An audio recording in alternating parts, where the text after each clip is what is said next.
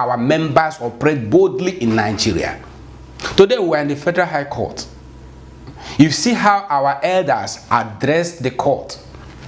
On Friday, last Friday, it was General Alexander Akpo, who appeared for the IPOB customary government, and he introduced himself to the court as General Alexander Akpo, retired general of the Biafran army, and the court, they respected him.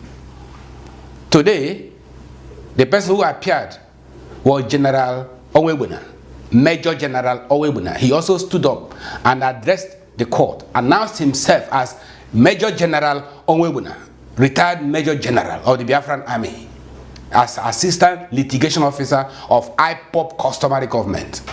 And the court respected him. So we're not doing a childish thing. All the people who are on